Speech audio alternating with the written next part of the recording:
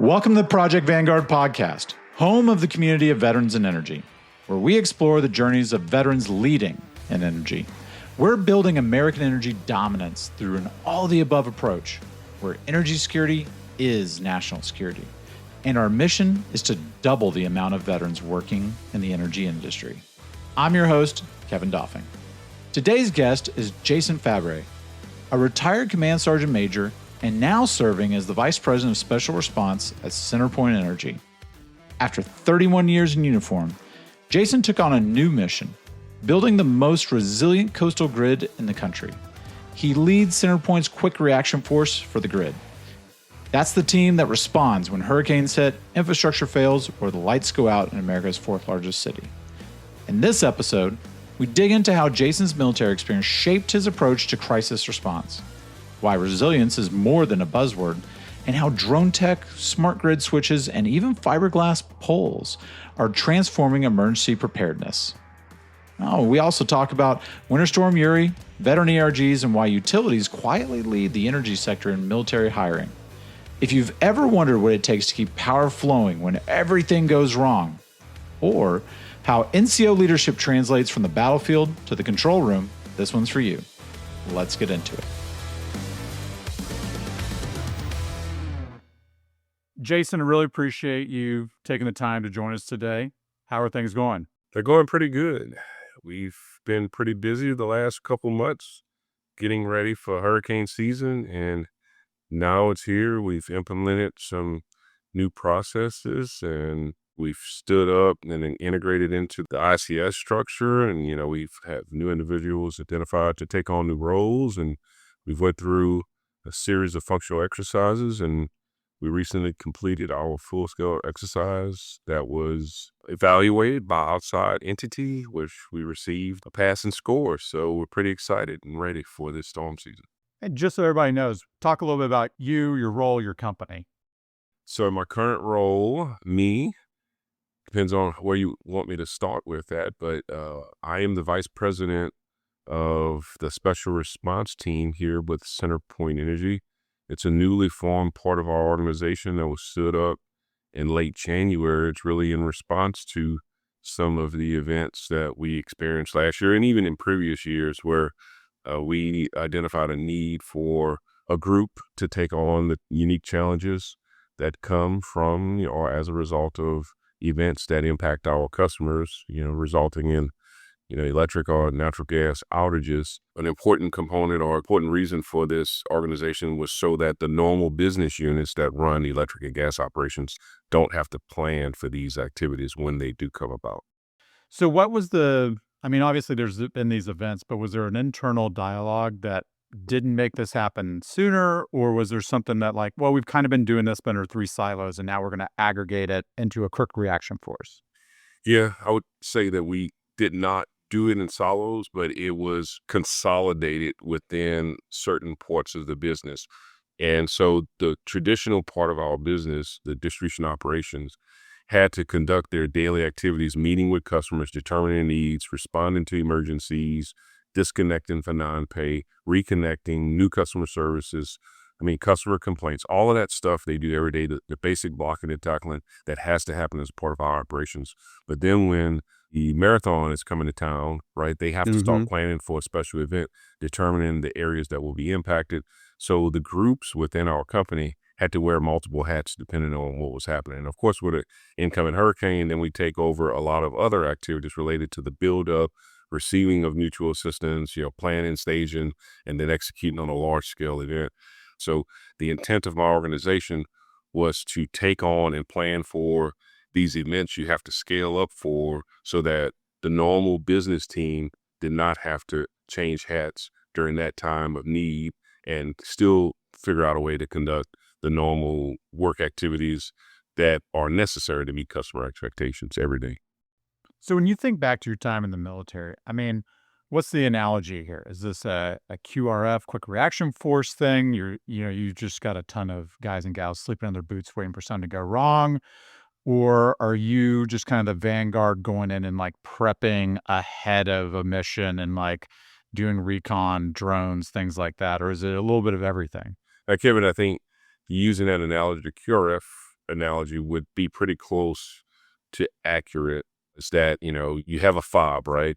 And you have your logistics, you have your civil affairs, you have aviation, and you have all sorts of missions taking place that are necessary. But when any of these groups have a problem, they need that QRF force. So they're not planning civil affairs. They're not planning to meet with the local leadership and work on ways to negotiate some terms to accomplish some specific objective. They're not running a logistics chain to get parts or food and other materials into the fob or out of the fob somewhere else, right? We let those organizations continue. But when they're in trouble, we swoop in to really take over. It's our area of responsibility. We take over and execute on, the plans we have in place and of course we scale, we bring in the extra forces needed at the time of, because many times, like in the arrangement of a utility, most utilities in the United States participating, things that we call RMAGs, Regional Mutual Assistance Groups. And so no utility is staffed up for large scale events like a hurricane, right? So we assist each other in times of need. So at that time, I actually become the incident commander for the company, and, we form a new structure, and, we bring in the additional groups that we need to support the normal business distribution operations and the recovery of our system. Speaking, I will probably refer to this a lot in terms of a hurricane impact. I mean, we had the derecho and Hurricane Beryl in 24, which was, significant events for us, but we're really planning for all hazards, whether it's a wildfire event, a cyber attack, a group of tornadoes that come through, a winter event like we experienced in 21 with Winter Storm Uri, a load shed event, a Black Star event. We recently seen the events over in France, Spain, where millions of customers lost power unexpectedly, and it was a multi-day recovery. So all of these events are being planned for, but of course, being on the Gulf Coast, hurricanes are the most significant threat we face during hurricane season. So can you give a little mission debrief on a recent, Uri or even the derecho? I mean, kind of what were the big lessons learned you had from that and what went right? So Winter Storm Uri, that really wasn't a TDSP, a transmission service distribution provider like us event. It was a generation event. Due to the cold weather, the lack of generation at the time, there's just a snowball of issues. Right. We had 60% gas outage. Right. So there's numerous things as far as our company goes. Since we deliver electricity from the transmission system down to the meter, our system was largely intact, and we were waiting for the electrons to become available to move to our customers. Once ERCOT determined that a load shed was necessary to maintain the grid to prevent a black start situation, a massive blackout in the state of Texas, we were given an allocation, a number of gigawatts we had to shed, and some of our pre-programmed systems kind of met the need of that on going through systematically and de-energizing customers. So some of the lessons learned was that we've implemented a program to put intelligent grid switching devices on some of the circuits that have a critical load, so we can remotely open up a device, de-energize a portion of the circuit, keep the critical load on. And again, that gives us the capacity to rotate other customers on in a major load shed event to that magnitude. So, I know veterans are trying to get into this industry, and when they think about it, they don't think about the EPCs. They think wind, solar, battery, geothermal, whatever, right? Nat gas, but they're not thinking about the transmission distribution, the T&D, the utility that's behind all of that, delivering that. I know when I first learned about the energy industry outside of oil and gas, it just kind of blew me away because I never had considered how complex the grid was. You just plug in your phone or your TV and flip a switch and you're good. How do you describe the absolute chaos and complexity that somehow comes about simply and naturally with the flick of a switch to somebody? It's like an amazing feat of human engineering that is the American grid, and it's been going for 100 years. Y'all are standing behind all of that. How do you describe that to somebody who has no exposure to this before? Well, if I get to bottom line up front, we have to figure out a way to expose this industry to more veterans because of the skills, the potential, the abilities that they have to operate such a complex machine Yes, it's not a simple plug in your phone to recharge it. The total complexity of this organization is just amazing, right? Where we start from the generation side of this. We're a multi-billion-dollar industry. Like, for instance, we recently had a filing for over $3 billion approved to just work on our resiliency plan alone. We're going to put a lot of work, and you may have heard some statements that we have committed to becoming the most resilient coastal grid in the country. Even FEMA lists Harris County as being the most at-risk county in the entire country because of the density of population. It has to do with the products and services produced. I mean, energy capital of, I feel like, the country here, right? A lot of petroleum products are produced here. When this place shuts down, it impacts the entire country. It impacts the world. Right. And so you have the ship channel here. So it's really a big deal. And all of the work that we're putting into this, and there's a wide range of opportunities. We're really seeking out some of the best here in veterans. I feel like, I may be partial to or biased, that I think veterans have a lot to offer the industry I work in. And this ranges from someone that's a lower enlisted person that might want to continue to have that hard charging, challenging career. There's the career path as a lineman, which is very rewarding, very good compensation for those guys, for those that can work in the elements that are used to adverse conditions and can handle it. There's things for engineers. There's things for I think of, again, I'm an Army guy, so I think engineers, Corps of Engineers, I think of our carpenters, welders, bulldozer operators, right? We have all of that equipment here, right? We weld, we build, we do things. Mm-hmm. Then when you move on to the engineers, all right, we have a large complement. Engineering is a core product that we deliver, right? Everything that we build has been engineered, right? We have right-of-way experts, we have surveyors, we have accountants, we have just the whole gamut of abilities. We have IT personnel. You think, our old S6 guys. We have Intel guys. We have a emergency preparedness and response team. I think of our S2 section, right? All of the services that go through the Intel community. We use all of those things to plan for the work that we have to do. And then our experience from a lot of us in the military, especially when you make it to that NCO level or into the officer ranks on, coming up with strategies and planning for, there's some adapting to our culture, but there's just a lot of opportunity here. And it's not just CenterPoint Energy, it's our industry.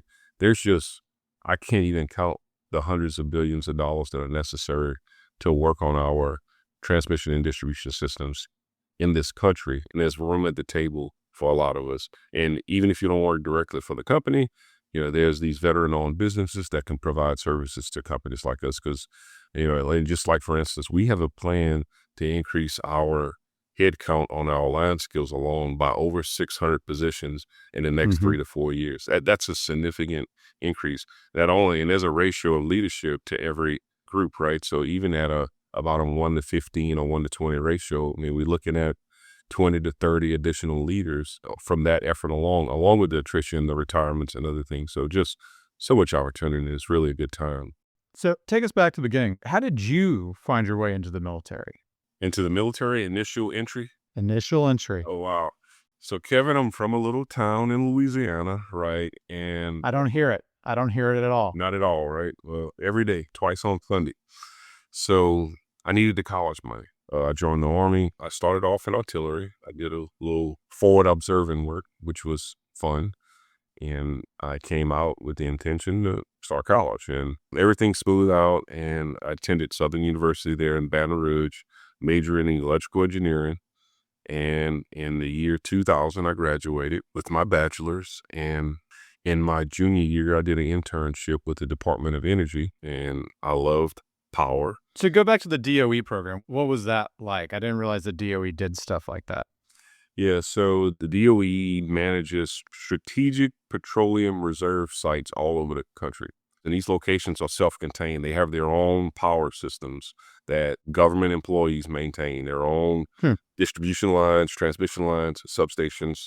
And yeah, we maintain those systems. All right, so you get your toe in through the government, you get exposed to T&D work. Was CenterPoint the first place you found entry point into? So actually, it was not the first place I found interest in. Being from Louisiana, I had interest in staying close to home. Thanksgiving came and left. I had an offer from Houston Power and Light at the time. I liked the idea of Houston. Like when I didn't get the call for Thanksgiving, just after Thanksgiving, I called HL&P and said, hey, I'll take the offer. And the rest is history, right? I stuck with my first offer. Yeah, I've been with this company since then, and, I love it. So, but along the way, you stayed in the reserves, didn't you? By the time I graduated from college, I had 10 years. I was an E6 staff sergeant, and I was actually inducted into the Sergeant Artie Murphy Club. So I was just hard charged. I'm making a difference. I got a great group of soldiers that's in my platoon that I had at the time, and I just couldn't imagine anything else. I had the option to direct commission, and I stuck with it. I'm 87 shortly after, and yeah, and just I continued to progress up to the point that I was promoted to Sergeant Major. I made Ops Sergeant Major back in 2013 before making Command Sergeant Major in 2017 and ultimately retiring with 31 years of service in 2023, April of 23. Man, so just a couple of years ago. Yeah. What do you do with all that free time? Yeah, I don't know. It was right at the point that I had a kind of a new role here with CenterPoint, and I had some conflicts. And I was at 31 years of service. So I had to retire in a sense to continue with the new responsibilities I had here with CenterPoint. Yeah. So you said earlier you joined CenterPoint in 2021 was Houston Power Light. Did you mean 2001? So I accepted the offer in the year 2000. I started January 2nd, 2001. So I was like, Jason, I thought we were the same age. What are we doing here? Yeah, I got too many numbers floating around in my head. So yeah, I received the offer in the year 2000, and I started on January 2nd of 2001. And plus, I used to own some stock in HPNL that my dad gave me when I was a kid. And I was like, I'm pretty sure that changed over a long time ago. So go back to something you said earlier. You're talking about using drones and some of the stuff. Like, how have you seen over the last, 25 years, just the technology improve around how we're maintaining the grid at the distribution or transmission level? Yeah, as it relates to the use of drones? Yeah, or drones or anything else. It just sounds like the industry is adopting a lot of technology that it either didn't exist or just hadn't done in more recent years.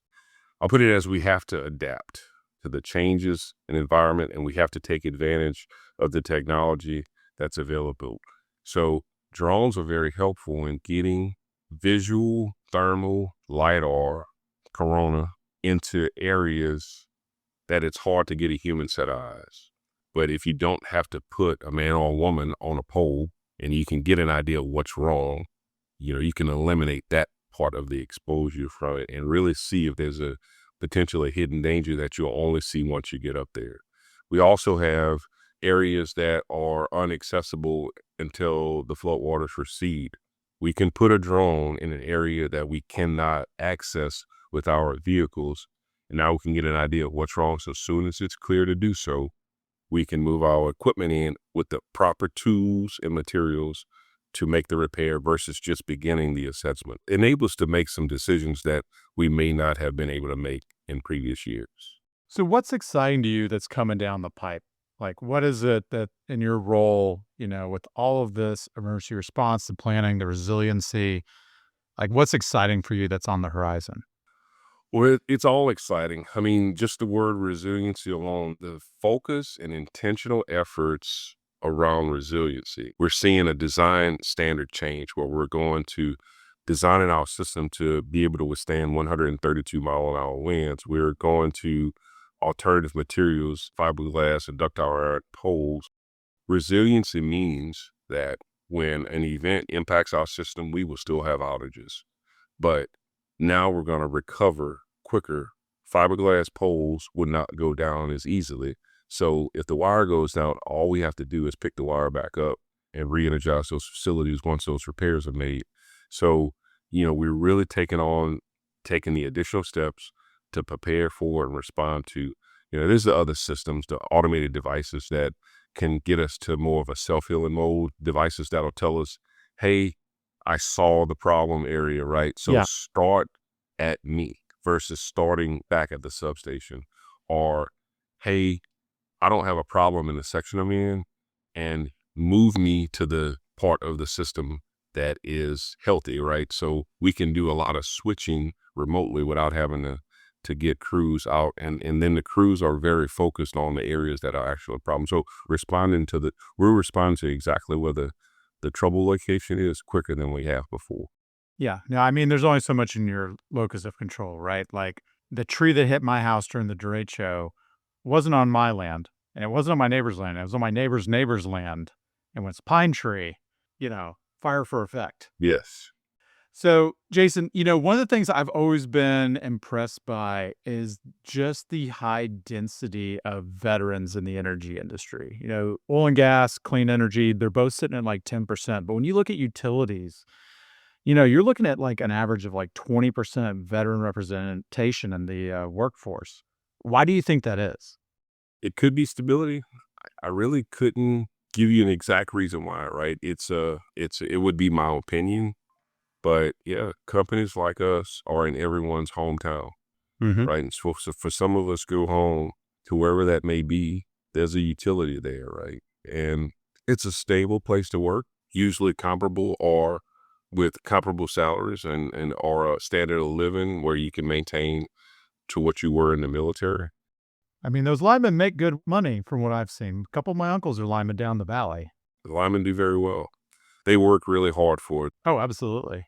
It's not a gift. I led a team of linemen, and I can tell you, I was impressed on a daily basis of their skill, knowledge, and endurance to push through events. I mean, I went home sometimes, and I came back, and these guys were still at work. Our customers was the most important thing to them. They put customers first until the lights are back on. And when I led gas operations, until the gas is back on, or to make that emergency situation safe. I mean, it's a big deal to these guys, and they love what they do. No, that's fantastic. So when veterans are thinking about this, what's the profile of the guys or gals that are coming into, the lineman trade? Strong. And it's impressive.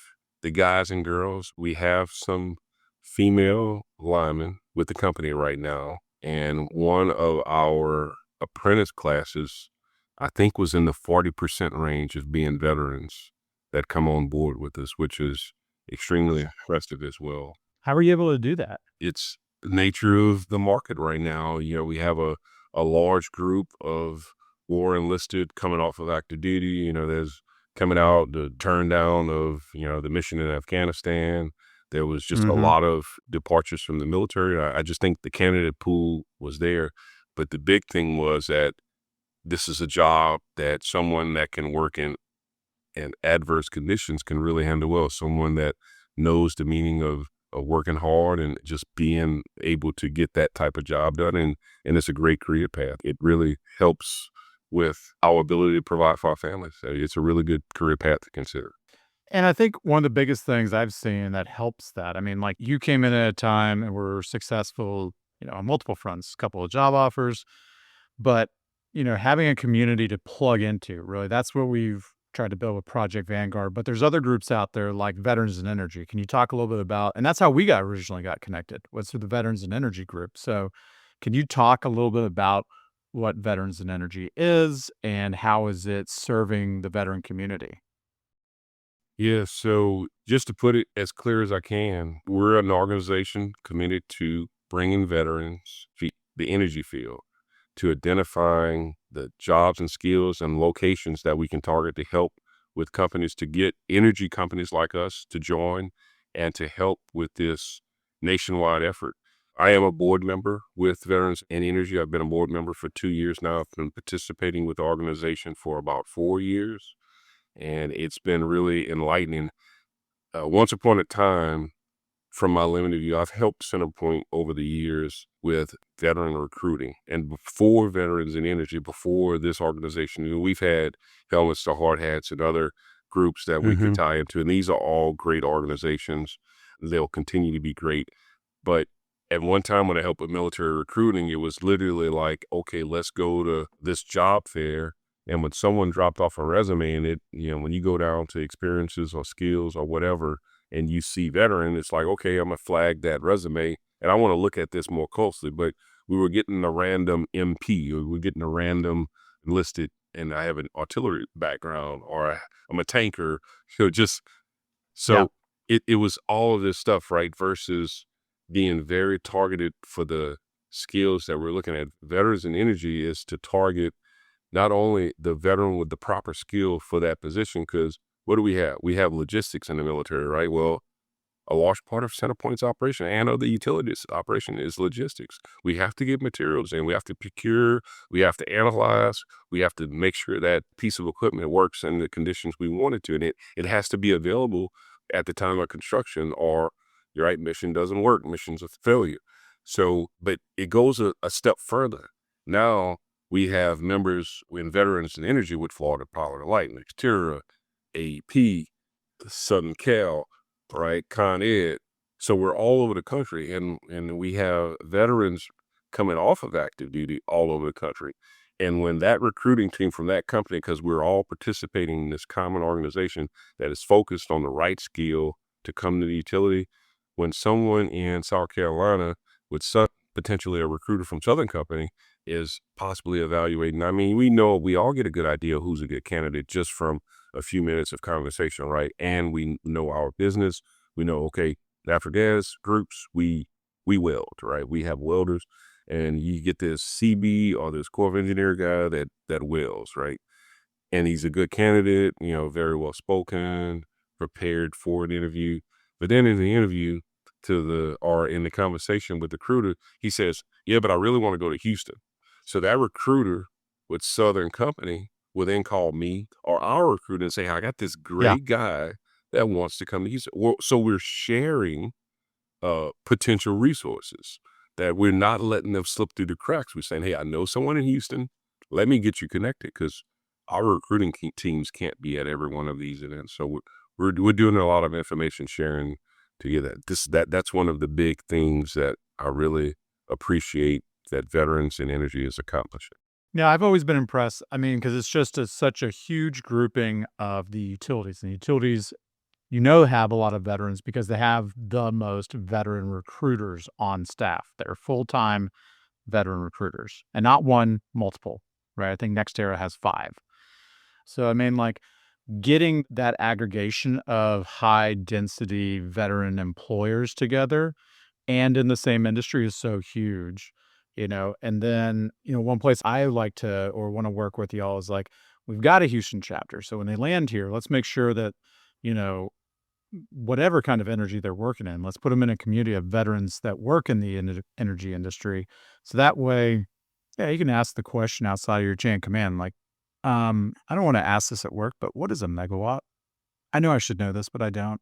Just different things so you connect, and you just, it's just like having your family readiness group. You just want to land and have some kind of support from your community. Yeah. And so the other thing Veterans in Energy has, that we have subcommittees. Like one I'll comment on is like the ERG group, the Employee Resource Group. Well, so talk about the leadership forum. I was really impressed going to that in DC at the beginning of the year. And I was just blown away by the speakers, by everybody I got to see. There were just so many people I didn't even get a chance to talk to that I wish I had. Could you talk a little bit about that event? So that's our big event. We're really proud of it. It's grown and it's gotten bigger every single year, but it helps us with the buy-in, because it is important that the example is set from the top in how we share resources and how we help build, complement.